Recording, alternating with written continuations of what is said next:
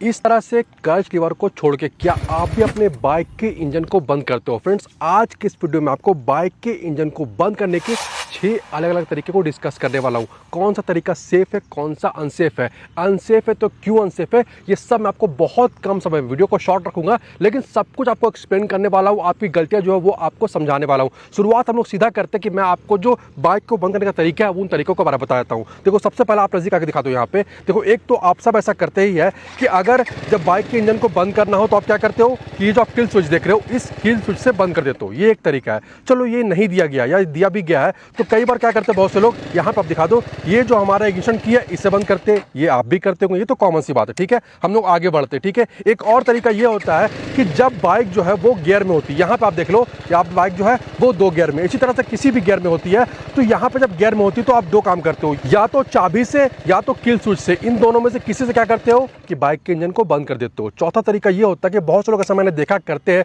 जो कि नहीं करना चाहिए। खैर, वो आगे डिस्कस करेंगे कि क्या करते हैं। वो बाइक को पहले न्यूट्रल में लेकर आते हैं। ठीक है, बाइक को न्यूट्रल में ले आते हैं और उसके बाद किल स्विच से या फिर चाबी से इंजन को बंद कर देते हैं। ये हो गया 4 तरीका। 5वां तरीका होता है कि बहुत सारे बाइक और स्कूटर में भी जो साइड स्टैंड सेंसर है उसे दिया जाता है। तो बहुत से लोग क्या करते हैं कि साइड स्टैंड सेंसर से भी इस तरह से देखो, इस तरह से बंद कर देते हैं। ये हो गया 5वां तरीका। अब देखो, इन 5 तरीकों से जब हम लोग अपने बाइक के इंजन को बंद करते हैं तो मैं आपको समझाना चाहूँगा कि यहाँ पे ये होता है कि बैटरी से लेकर इंजन तक जो सीक्वेंस है, एक सीक्वेंस बना हुआ है जहाँ पे इग्निशन कॉइल भी होता है, स्पार्क प्लग भी होता है, सेल्फ मोटर भी होता है, तो इस सीक्वेंस से इंजन बंद होता है। यहाँ पे इलेक्ट्रिकल जो करंट है वो कट होने के वजह से, 5 तरीके से आप बंद करो तो जो इलेक्ट्रिकल करंट है वो कट होने के वजह से इंजन बंद होता है। यहाँ पे आप जरा सा भी मैकेनिकल फोर्स जो है वो नहीं लगा रहे हो, तो इन 5 तरीकों से अगर आप बंद करते हो, बार बार बंद करते हो, तो चूंकि सीक्वेंस करेक्ट है तो यहां पे इंजन को किसी भी तरह का और इंजन के जो बाकी पार्ट से कोई भी नुकसान नहीं होता है।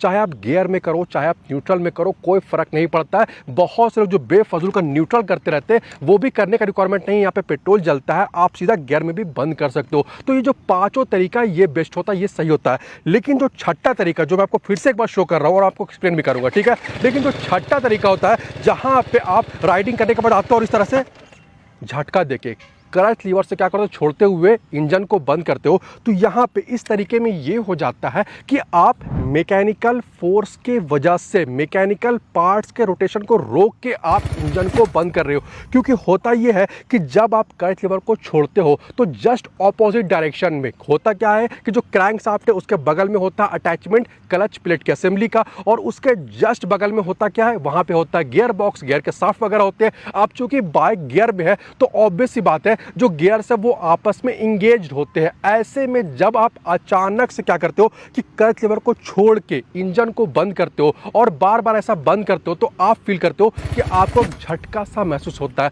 उस झटके का असर ये होता है कि क्लॉकवाइज डायरेक्शन में जो हमारा क्रैंक शाफ्ट है वो भी घूम रहा है, साथ में जो गियर बॉक्स का शाफ्ट है वो भी घूम रहा है। तो ये तो आपस में घूम रहे हैं, लेकिन एकदम से जब आप इसे छोड़ते हो तो जो क्लच की प्लेट की असेंबली है वहां पे प्रेशर पड़ता है। वहां पे क्या होता है कि अचानक से उस छोड़ने की वजह से जो क्रैंक शाफ्ट है और जो गियर बॉक्स का शाफ्ट है, इसका जो इंगेजमेंट है वो छूट जाता है। ये आपस में सिंक्रोनाइज तरीके से इस तरह से घूम रहे और आपने एकदम से छोड़ा तो वो क्या हुआ कि उस फोर्स की वजह से एकदम से बंद होता है। और जो झटका महसूस होता है, उस झटके की वजह से क्लच प्लेट की असेंबली जो गया, यहाँ पे जो स्प्रिंग होता है, जो प्रेशर प्लेट होता है, इनको बहुत ज्यादा नुकसान होता है। साथ ही इसके वजह से चूंकि गियर बॉक्स जो गियर्स है वो आपस में कनेक्टेड है, तो अचानक से जब झटका देकर आप बंद करते हो तो उससे गियर बॉक्स का जो शाफ्ट है उसे भी बहुत ज्यादा नुकसान हो जाता है। तो यहाँ पे मैं आपको ये समझाना चाहूंगा कि बहुत से लोग मुझे अक्सर कमेंट करते रहते हैं कि भाई मैं सालों से ऐसा करते आ रहा हूं, मैं तो ऐसा ही बंद करता हूं, हर बार ऐसा बंद करता हूं, मेरे बाइक में कोई प्रॉब्लम नहीं हुआ है। मैं आपको यहाँ पे ये समझाना चाहूंगा कि जब इस तरह का प्रॉब्लम आपके बाइक में आता है, क्लच प्लेट का जो आपको काम कराना पड़ता है, या हो सकता है आपको क्लच प्लेट जो जल गया उसे चेंज कराना होता है,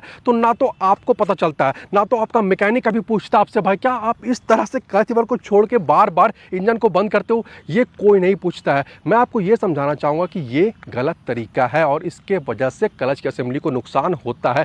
कई बार वक्त से पहले जो क्लच के प्लेट की असेंबली है वो जल जाता है। अगर नहीं जला है, पार्शियली भी डैमेज हुआ है, तो उससे इंजन में आपको माइलेज का प्रॉब्लम देखने को मिलेगा, परफॉर्मेंस का, पावर आउटपुट का, पावर ट्रांसफर का, एक्सेलरेशन का, पिकअप का, बहुत तरह का प्रॉब्लम देखने को मिलेगा। तो भाई जब इतने तरीके दिए ही गए आपको इंजन को बंद करने के, 5 तरीके तो मैंने ही बता दिया आपको, कोई और तरीका तो आप कमेंट करना। तो आप ये 6ठा तरीका क्यों अपनाते हो, क्यों आप क्लच लीवर को छोड़ के बार बार बंद करते हो, बहुत जल्दी में भी हो तो एक उंगली की दूरी पे तो होता है भाई किल स्विच, इससे बंद कर लिया करो, फटाफट से चाबी से बंद कर लो। तरीके बहुत सारे हैं लेकिन ये तरीका जो है उसे मत अपनाओ, इससे बहुत ज़्यादा नुकसान हो जाता है। तो आई होप इस वीडियो से आपको मैंने अच्छी तरह से एक्सप्लेन कर दिया, आप समझ गए होंगे कि क्यों हमें क्लच लीवर को छोड़ के इंजन को बंद नहीं करना चाहिए। वीडियो अच्छा लगा तो वीडियो को लाइक और शेयर जरूर से कर दे। वीडियो के बारे और चैनल के बारे में अपनी राय आप मुझे कमेंट करके जरूर बताएं।